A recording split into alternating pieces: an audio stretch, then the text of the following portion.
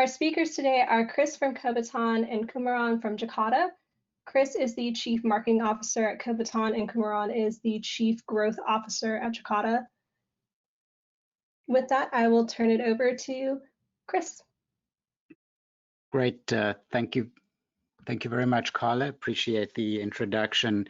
And Kumaran, great to have you on the webinar with us. Kumaran and I actually go back a ways together, having worked in the past, and having Kumaran on board for this webinar is great because as far as the CX industry go, you're not going to find anybody that has a deeper insight into that industry. So really thrilled to have Kumaran on this webinar with us today. I appreciate the intro there, Chris. Really looking forward to the conversation today. Perfect.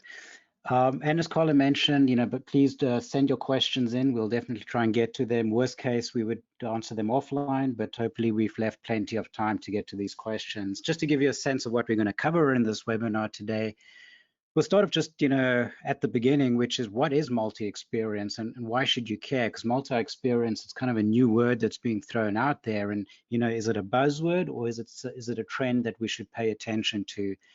Kumaran will then really start looking at what does this mean for your CX strategy. I know a lot of people on the call today are CX practitioners or involved in delivering customer experience. So the inevitable question is, what is the impact of multi-experience on CX or customer experience?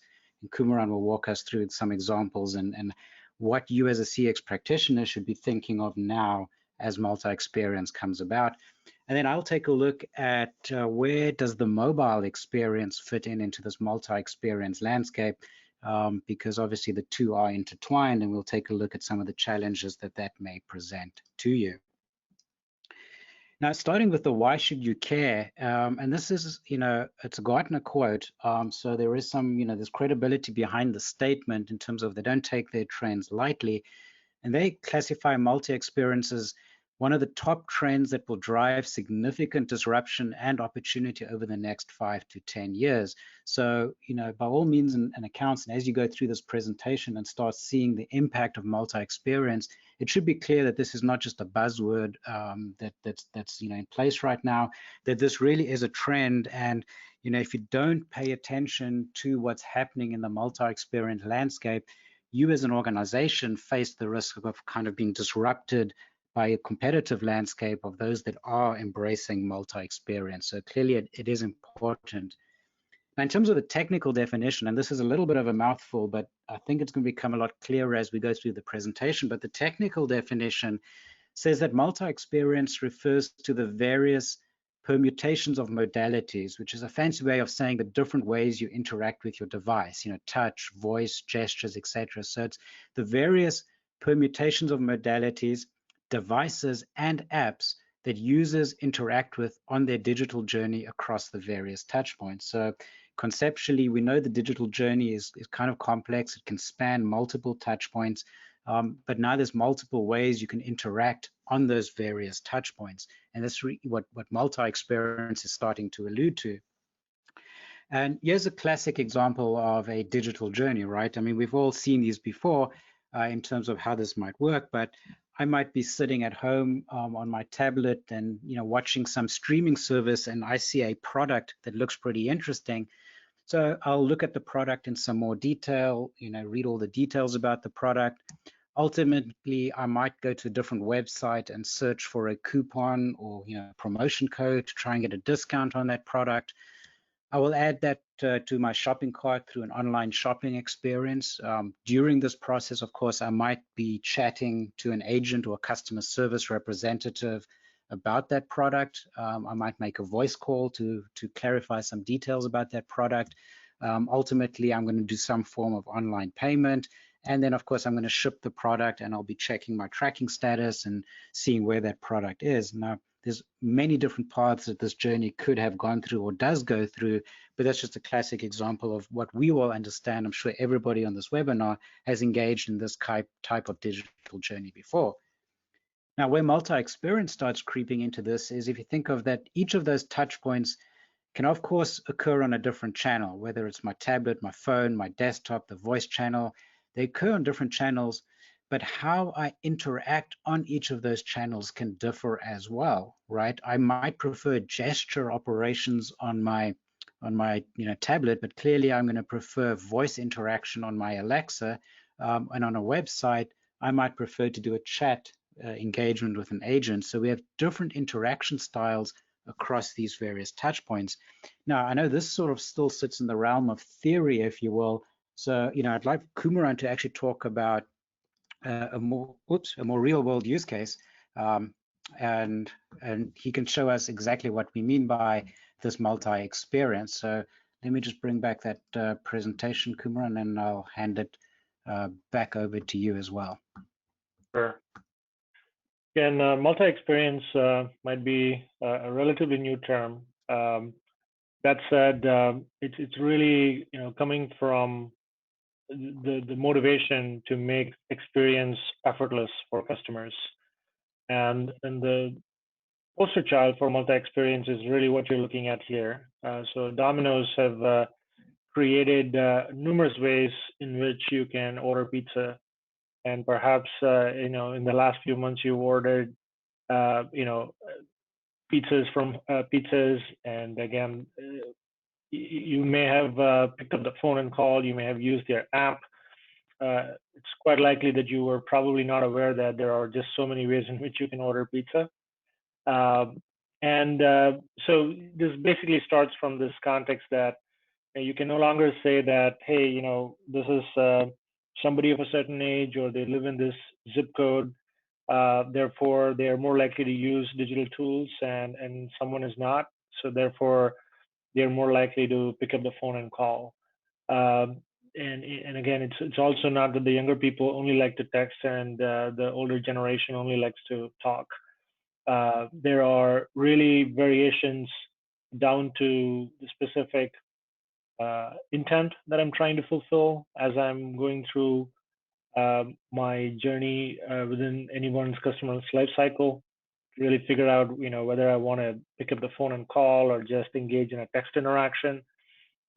Sometimes it could be as simple as I'm just going back home from work, if not for the pandemic, and maybe I just want to order something while I'm in my car.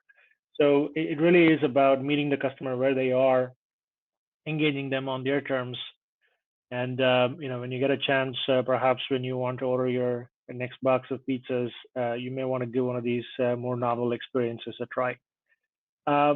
So that's a very simple example of how multi-experience meets customers where they are. As you can see, it could be over a voice interaction on a regular phone or on a personal assistant, or it could be a text interaction, so on and so forth. It is also important to recognize, Chris mentioned modalities, the permutations of modalities, devices, and touch points. So in order to look at that, I think we should also look at this example here. So here, if you look at this journey from left to right, you're looking at a customer who calls into a call center to ask a question about their billing. They perhaps they got a high bill, perhaps for their utility service.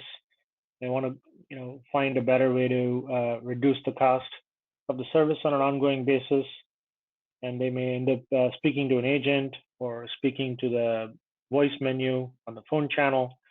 That's a traditional way of engaging customers in a call center.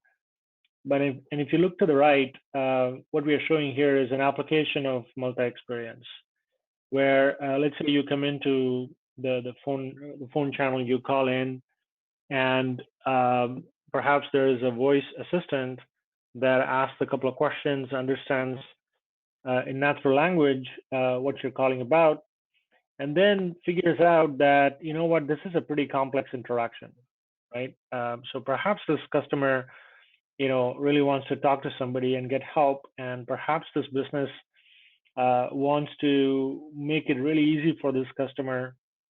And it turns out that, if they were to talk to an agent in the call center, it might take them about 7 to 8 minutes to complete an interaction, and which is again time wasted both for the customer and for the business, because as we all know, we don't really enjoy particularly, regardless of how good the customer service representative is, how helpful they are, we always want to, get off that call and go on with our lives. So it's really a question of, how do you make it effortless for the customer, and how do you avoid an interaction with the customer service associate if that's the right thing to do. So in this scenario, you'll see that, we're talking about an example where the customer needs to understand why their bill went up. Maybe they need to make a payment now. There's some recommendations around changing the billing rate, setting up an auto payment. These things can get pretty complicated for a voice interaction. Just reviewing all those details, it can be a little bit too much to manage on the voice modality, so to speak. So this is where multimodality comes in, because now that you have the ability to engage customers on any channel, any modality, as you saw in the case of the Domino's case study, you could apply that at the same interaction. So really bringing together that voice modality with the visual modality. So many customers call in on smartphones, so why not just speak to them on the smartphone, also engage them visually.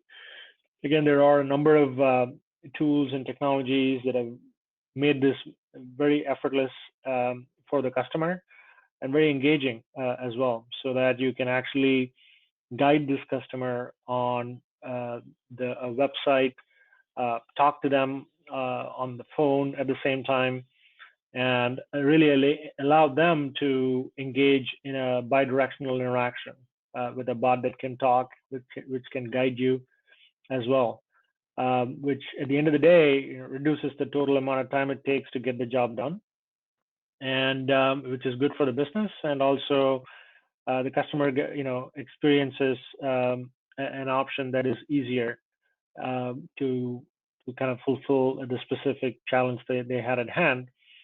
And last but not least, the interaction in many cases does not end there, right? There's a scenario where you now need to get into the call center and have an associate in the call center assist you further with any follow-up questions or requests you may have as a customer.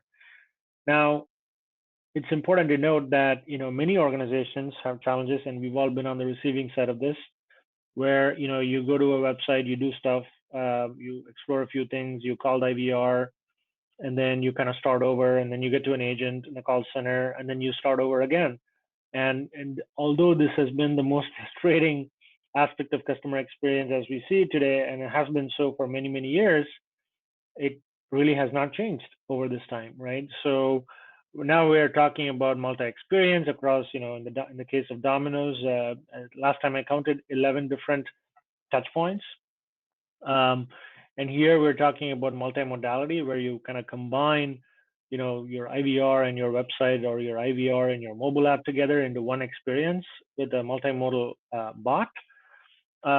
So what's the guarantee that the experience is going to be seamless as you transition from one touch point to another, leave alone transitioning from self-service to assisted service, where an employee now needs to understand your entire journey.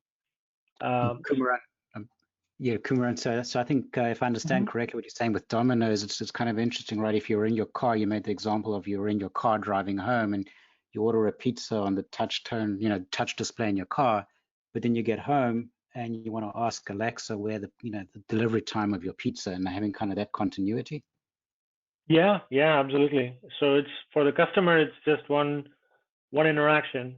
So there is that element of continuing an interaction across devices and touch points in self-service mode.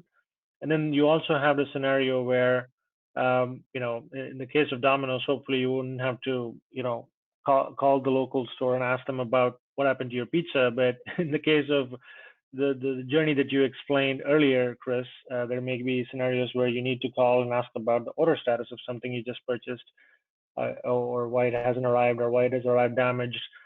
So that interaction context is really important, not only for that interaction in real time, but also on a historical basis. Great. Yeah. So as we've been talking about multi-experience, hopefully it's clear now that, clearly we want to offer multiple ways in which customers can get things done across different channels, touch points, modalities. There's also this option of combining modalities, which is what we call multimodal experiences, so that you can allow one modality to kind of compensate for the limitations of the other, right? So if we were to do that, if we define that as multi-experience, as you see at the bottom, with all those permutations and combinations, so it's important to kind of go back to that question on how do you action this? How do you absorb this? How do you implement this within the organization? So in order to do that, I think we need a little bit of a history lesson here, to kind of start with how we got here, or what are the challenges with omnichannel? Because as you're listening to this, you're probably wondering, is omnichannel is multi-experience just a new word for omnichannel, right? And it is not. It is very, very intrinsically quite different from omnichannel. And I think that difference in mindset is really the beginning of truly delivering on the promise of multi-experience, both for your customers and for your employees. So if we kind of rewind quite a bit to what is multi-channel, obviously it was about engaging customers on multiple channels. Chris, there seems to be some echo. I don't know if it's just me.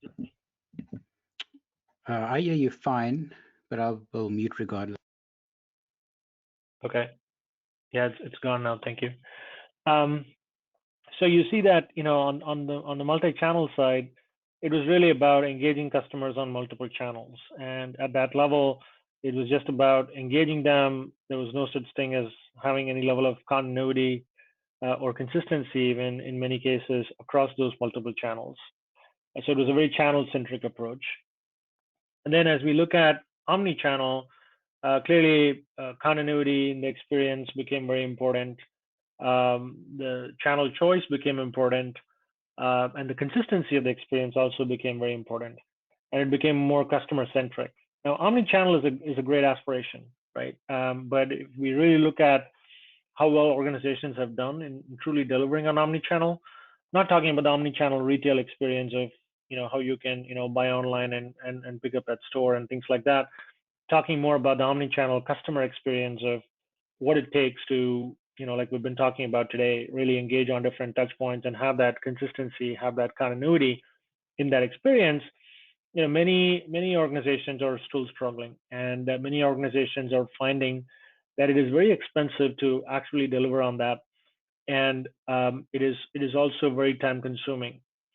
And the organizations who have overcome those challenges really have a great advantage, because they have greater access to share of wallet, greater ability to reduce effort and drive loyalty, and do all the right things. And multi-experience is really an approach that allows you to execute on the omni-channel promise, but do so with the right approach, organizationally speaking, with the right approach from a tools and technology standpoint, and finally, from a customer experience and from an employee experience standpoint. And you might ask, how so? So if you think about the challenges with omnichannel, the underlying problem's been that, Chris, it was a timely transition. Thank you. So if you look at the challenges with omnichannel, you still have an IVR team. You still have a mobile app team. You still have, somebody doing web content management. So the experiences are, as much as they are disparate, the teams that build them are also quite disparate. The tools they use are also quite disparate. So it should be no surprise that it takes a lot of effort to kind of bring all those experiences together, right? So the first thing you could do is really look at multi-experience design inside out. So recognizing that you need to build for these multiple channels, touch points, modalities, you need a stack that allows you to build for those multiple modalities all in the same place. Now, this does not mean that you should, disassemble your the teams that have a lot of expertise in those channels and modalities, or throw away the assets you have built over time that are specific to those channels or modalities.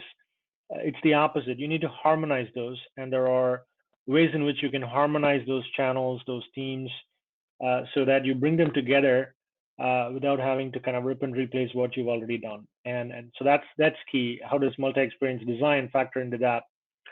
And as you think about it, clearly you also want to do that with low-code, no-code tools, so that it's not very expensive to execute on the promise of multi-experience. We talked about multimodality, which was really about, it's very easy to think of multi-experience as, all right, I'm going to build once and deploy everywhere, right? But, there are challenges in different modalities. There's only so much you can do on a smartwatch, as smart as it is. I've got, as I'm talking, I'm looking at a Google Home on my desktop, but it's, there are things that I can speak to it. There are things that I will not be able to engage just on speech with an assistant, no matter how smart it is. So recognizing where modalities have limitations and complementing modalities can go a long way to breach the barriers of the outcomes that you can drive with traditional approaches. Hyperautomation. So this is again another buzzword from Gartner, but it's really about, if something should be automated, it should be automated, right?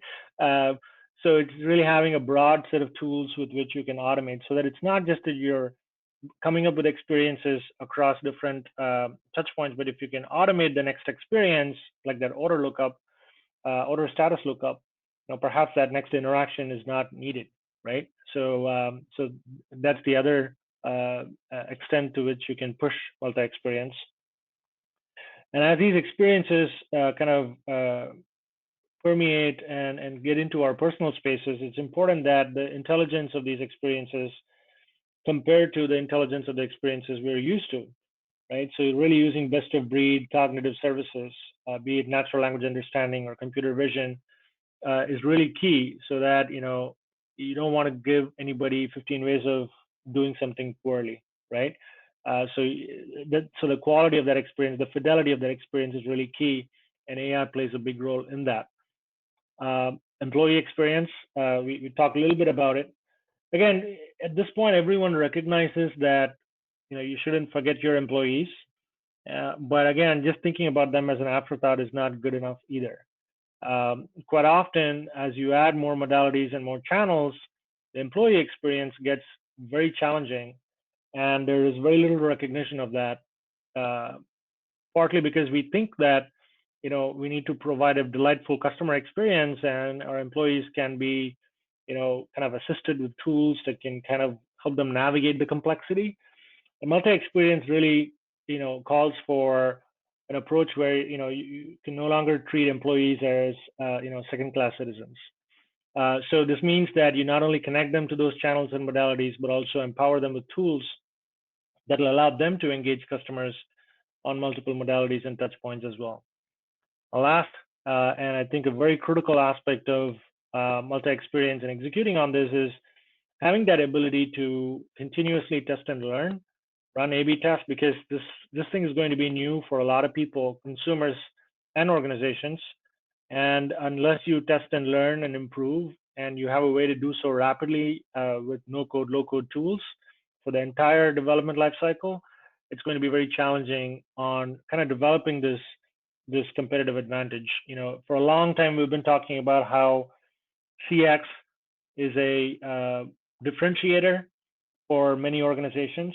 I think the last time I checked, we're like 89% of companies said, CX is going to be our differentiator. The question is how, and multi-experience is a great way to kind of develop that competency and make that a differentiator, and continuous improvement is going to be critical to that.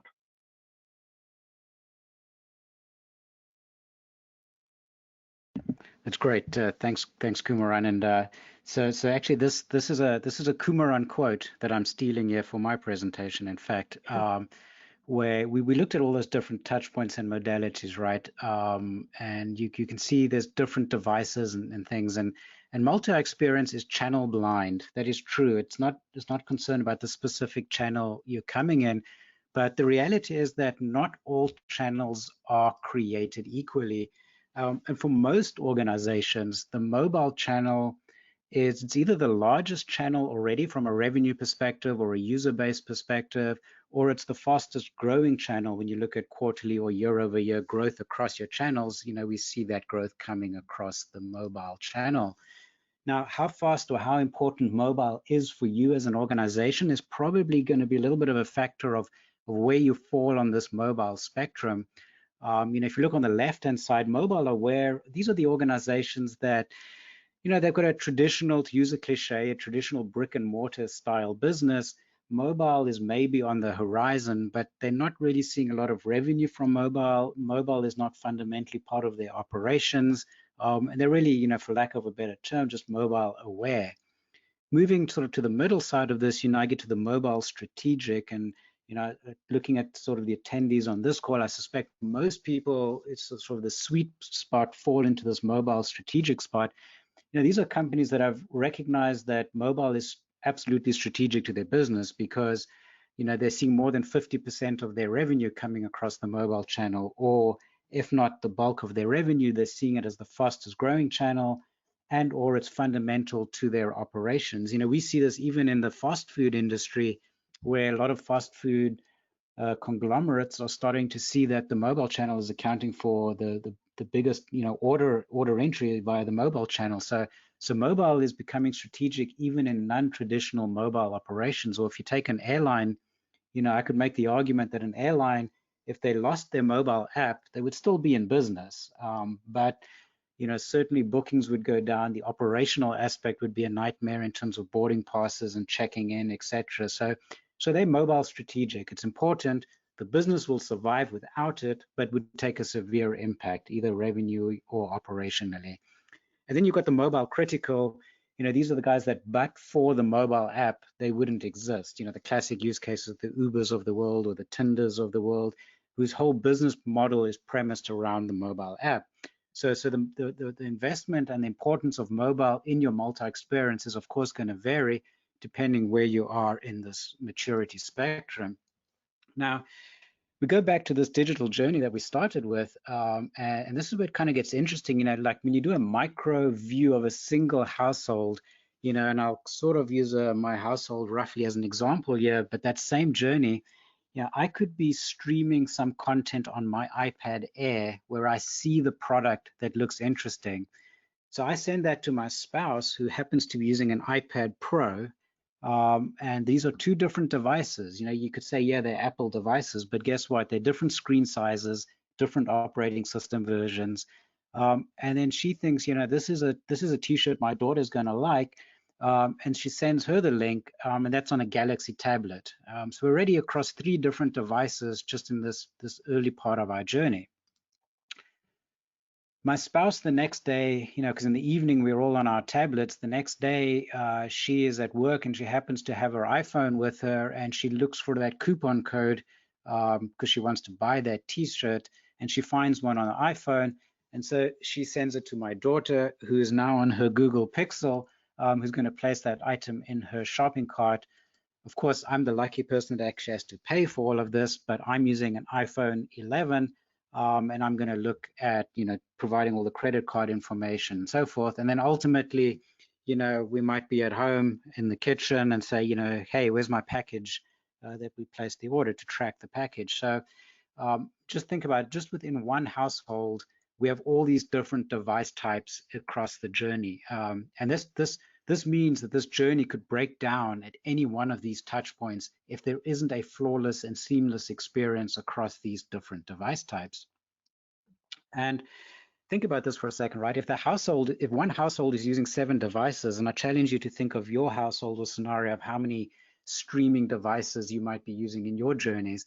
But so if one household is using 7 devices, how do you ensure a consistent and functionally correct user experience. So consistent experience, I think, is somewhat self-obvious in terms of it's your brand and your reputation on the line, and you want to make sure your customers have a good experience. But how do you ensure a functionally correct experience as well? You know, it's if the T-shirt that I'm looking at on my iPad Air is a different shade of purple than the T-shirt that my daughter sees it on her Galaxy tablet, that's going to increase the rate of returns because people are going to order the product and saying it's not what I thought, it wasn't what I was expecting.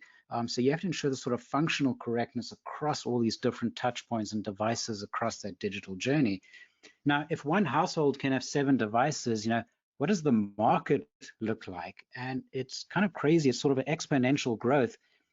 If you want to sort of make sure that 70% of your consumers have a good experience across the different mobile devices that they own, you would need to be testing your multi-experience on about 28 different device types. So if you thought it was sufficient to, you know, just test out your experience on 1 or 2 device types, you're causing a lot of problems for your customer base and the market or the you know, devices that they're using.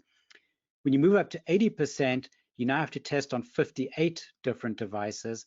At 90%, you're testing on 159 different devices being used by your customers. And then if you're in that mobile strategic or mobile critical, you know, portion of the segment where the mobile is so important to your business, you really should be testing at 95% plus. And guess what? At that point, you need to be testing on about 359 different device types across that multimodal experience. Now, the fragmentation is so bad, you know, there's so many device types out there that this is kind of the alarming statistic, right? That 1 in 4 apps are abandoned after first use because of a technical issue. You download an app, you know, just say it's a fictitious retailer, and you know they're delivering this great multi-experience, and you download the app for your Samsung. But the first thing that what happens when you open is it crashes or the button is cut off and you can't actually access the functionality because there's 359 different device types out there. So it causes high abandonment, and that abandonment can occur at any one of these points across this journey, right? So you've got all these touch points. You know, Kumaran was talking about the fact of offering a consistent experience and a connected experience. We're talking about multimodal, multimodalities across these different devices. And then with each one of those devices, you've got 300-400 different device types to support as well. And at any one of those points in that entire spectrum, this journey can break down and you're going to have that abandonment. And why do we care about high app abandonment? And I mean, you know, I think this is somewhat self-evident. You know, it could hurt your brand. It obviously impacts the customer experience. And I always find it interesting where, you know, companies will spend literally millions on delivering that perfect customer experience, but then neglect that mobile experience, which is as important as a part of the customer experience. So there's a big impact to your brand and your CX. If you're sitting with 25% app abandonment, your CX isn't where you want it to be. But there's also direct cost, right? You know, when you look at the cost of customer acquisition, you know, to get someone to purchase, register and purchase on your mobile app is, you know, $30 to $100 per user. But if you're sitting with 25% abandonment, it doesn't make for sound financial sense to have that kind of high app abandonment. So that app quality across this mobile spectrum in a multi-experience world is imperative. And when we surveyed companies as to why are they embarking on, you know, test automation and building, you know, great mobile apps, the overwhelming majority said it was about improving app quality and time to market. But it was app quality. You can see cost reduction really didn't factor into this. So people are investing in actually improving this app quality because they know they have to rise to not only the CX challenge, but the multi-experience challenge, as Kumaran laid out for us earlier. In the same survey, you know, we asked how much are you spending of your quality budget on you know, ensuring that you deliver this good experience and that you put automation and employee training and tools and resources, and about 40% are spending up to 50% of the entire quality budget on those automation initiatives and so forth, just to improve that experience, because they've come to that realization that that mobile experience could break down anywhere along that journey, and that's just not a good thing. And then to compound it even more, when we look at what Kumaran was talking about, multi-experience, and you look at dominoes anywhere across those different device types, organizations are under increasing pressure to innovate and stay competitive. And the same survey, the respondents indicated that they are releasing on a weekly or a daily basis.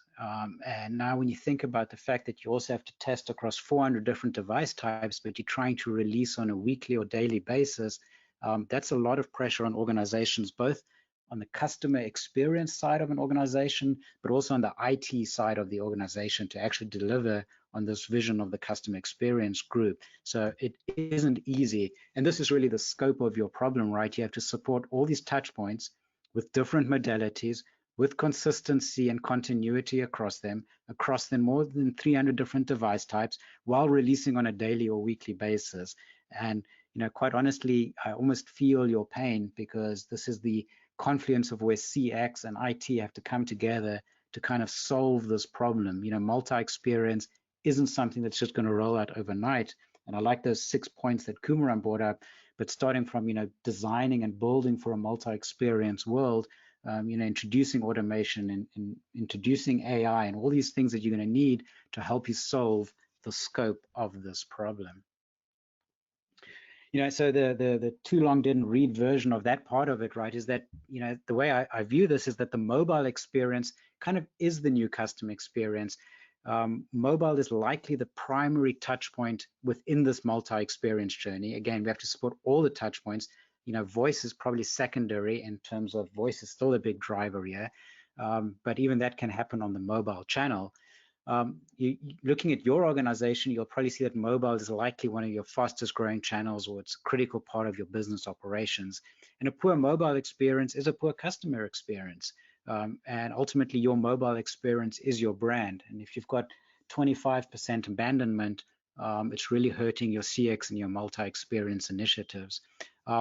And finally, you can't really say that you have a CX or multi-experience strategy in place if you don't have a kind of mobile game plan in place. Because even when we just look at dominoes, which is a great real world use case, how many of those are occurring on some level of a mobile device?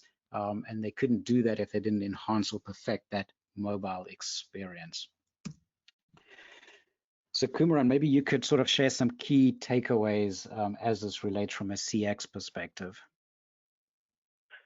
Yeah, so just try to do the yellow highlights, kind of like a TLDR here.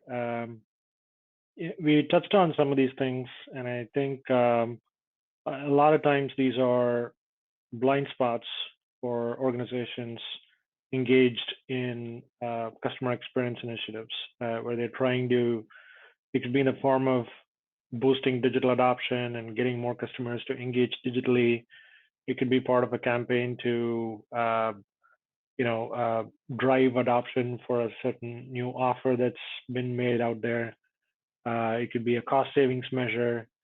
The motivation can be manifold, but in many cases, when you're trying to deliver on a new experience, a new modality, these are some of the blind spots that can kind of cloud the perspective and the overall program. So, Chris, you clearly talked about mobile experience. So again, build once to deploy anywhere. It's very easy to think there are many, many tools out there that you can build, an experience with, and then these are tools that'll then allow you to basically slap those experience onto other touch points or modalities. The question, just because something can be done, it's you shouldn't be doing it, right? Obviously. So you really want to start, think about build once and deploy anywhere from the context of these other tenets that we've laid out here. So, okay, granted, there are many ways in which I can build once and deploy anywhere, but will that allow me to not just engage in one modality at a time? Will it allow me to contextually switch between modalities, contextually complement modalities, and really give you that total multi-experience design capability? And also AI. A lot of times we see that AI for a certain problem is best served by a specific AI service that may be available to you.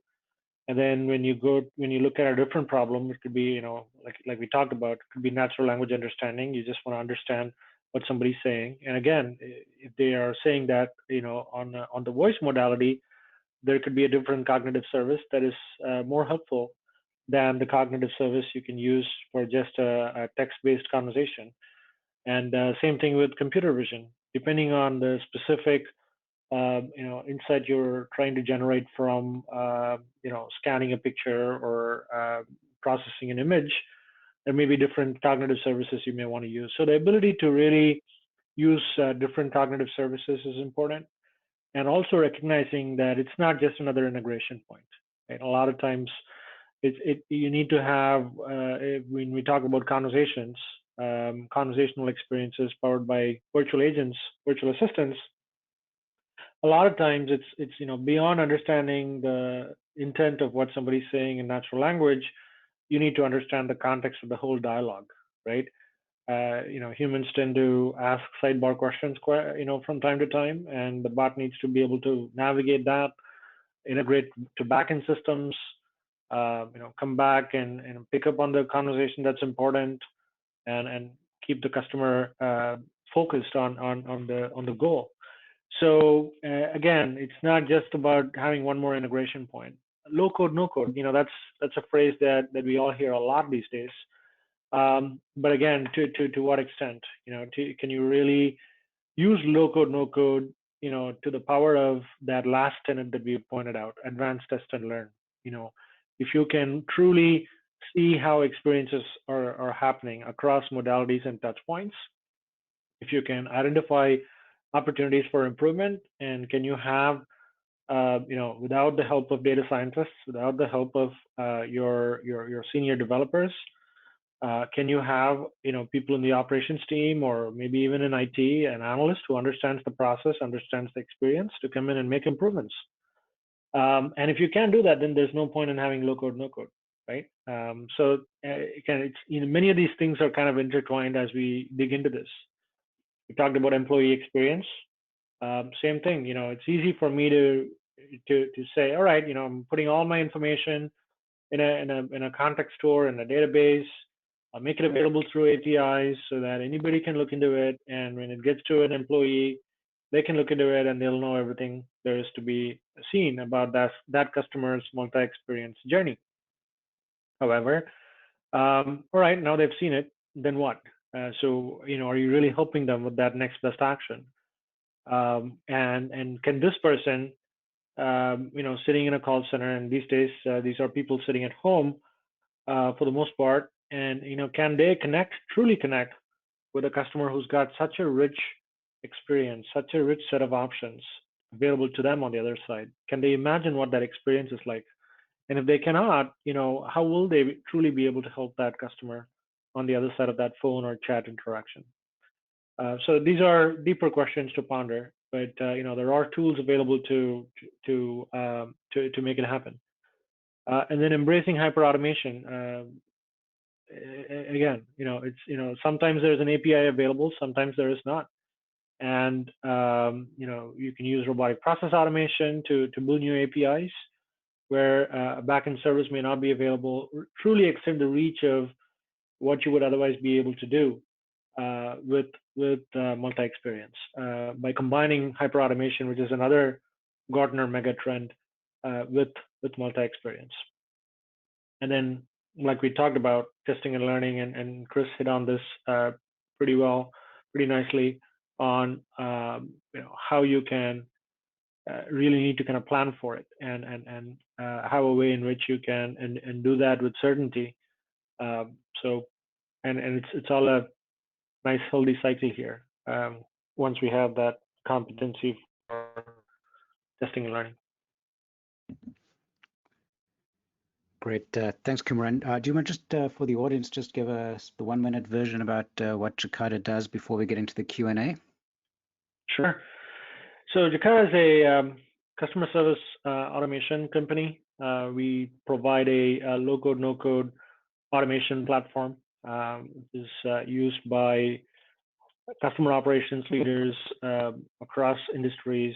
We're based here in Atlanta, and we have our R&D based out of Israel.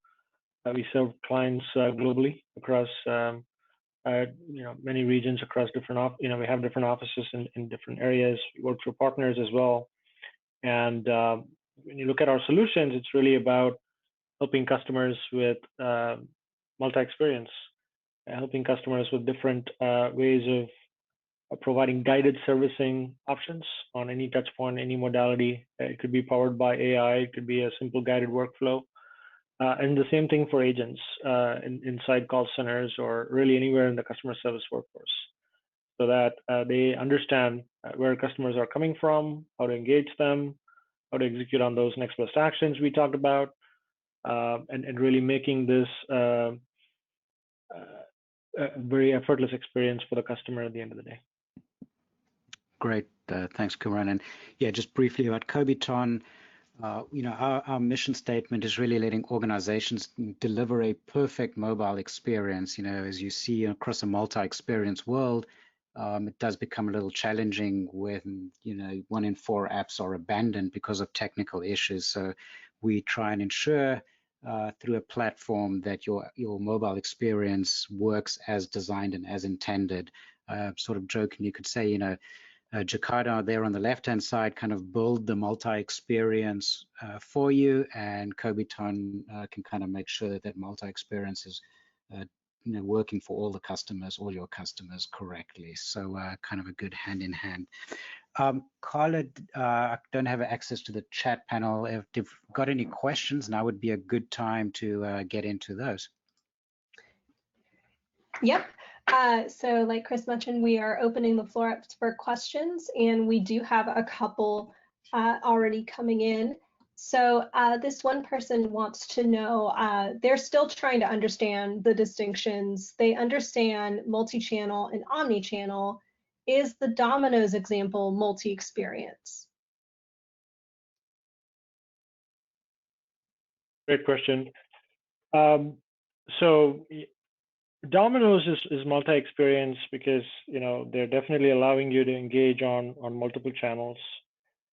Personally, I haven't placed an order to see if it allows you to kind of continue the experience onto another channel.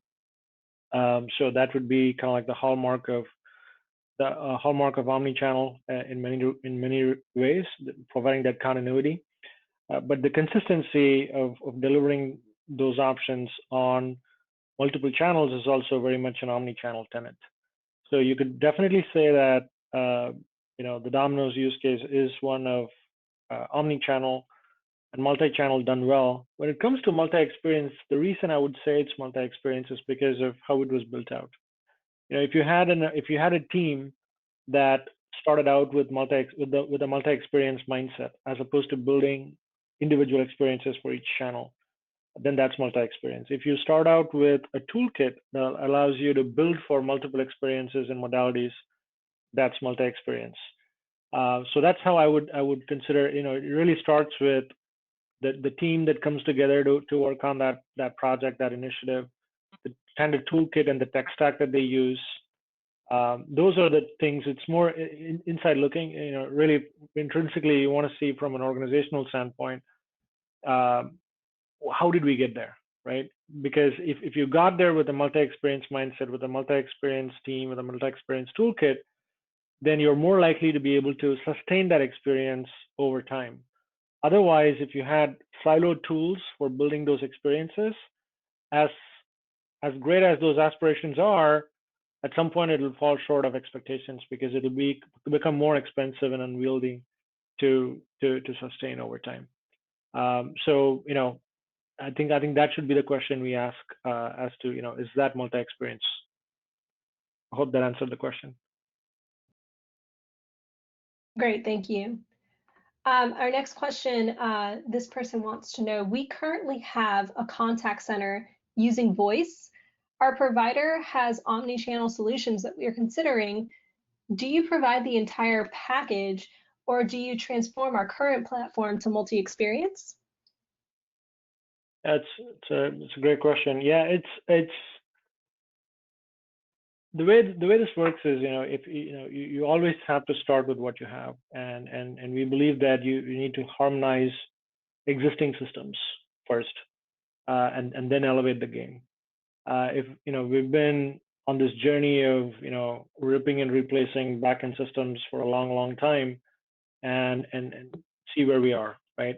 We've just made customer experience more challenging. We made the employee experience more challenging, and we've been doing the same thing over and over again, expecting different results. So it really comes back to that mindset of recognizing that you need to deliver on multi-experience. There's a lot that you can do with your existing contact center platform. And this is where automation can really help in bringing that ability to deliver on multi-experience, bringing best of breed AI, bringing automation capabilities, so that you can engage customers on multiple channels and modalities without having to really start from scratch.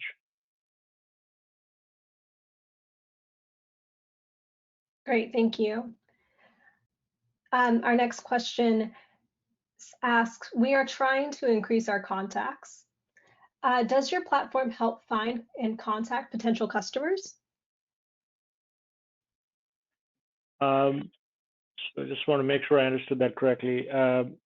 If you're looking to contact customers, so are you asking about, like, I don't know if yeah, if we can go into a conversation here, but I'll try to answer it here, and then we can always pick it up offline.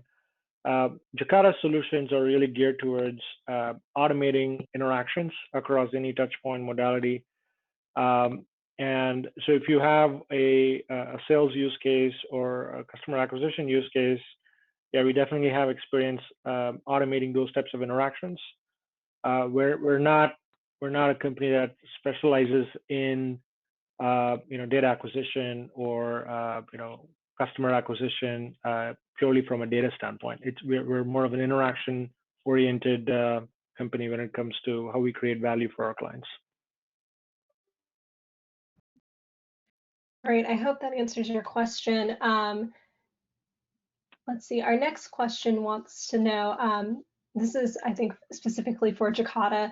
You mentioned a lot of new modalities. In our company, our app is primarily used for chat.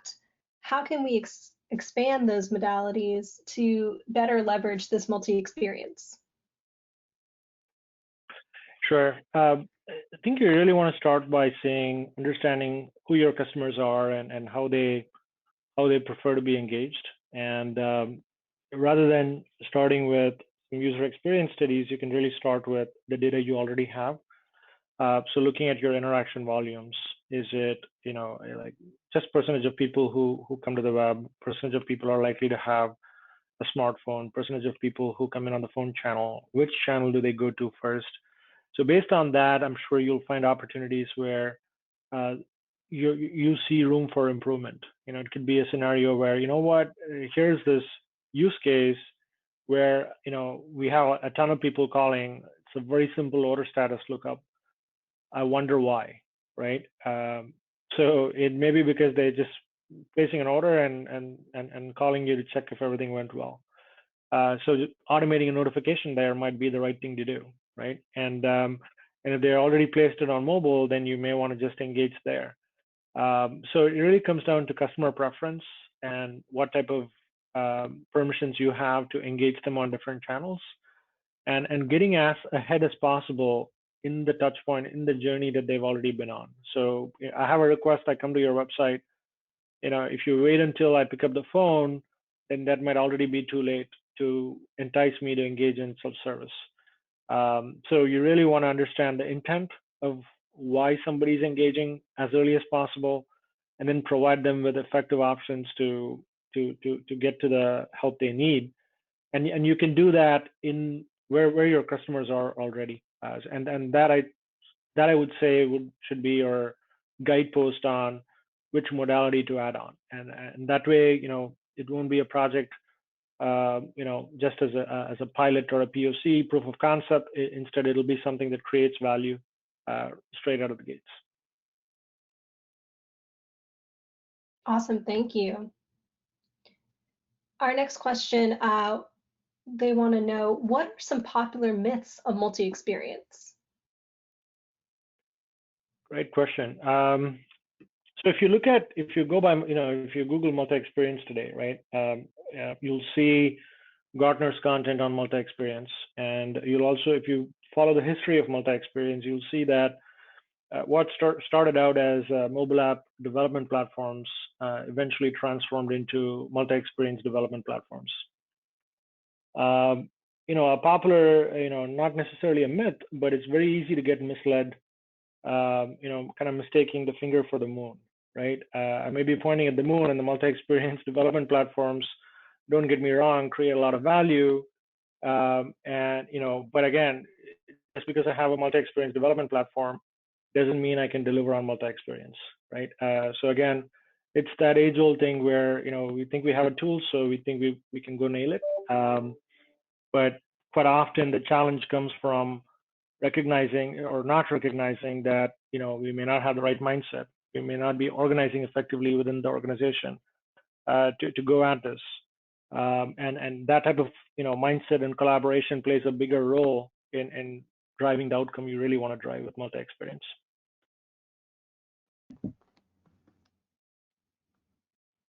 Great, thanks. I think we have time for a couple more questions.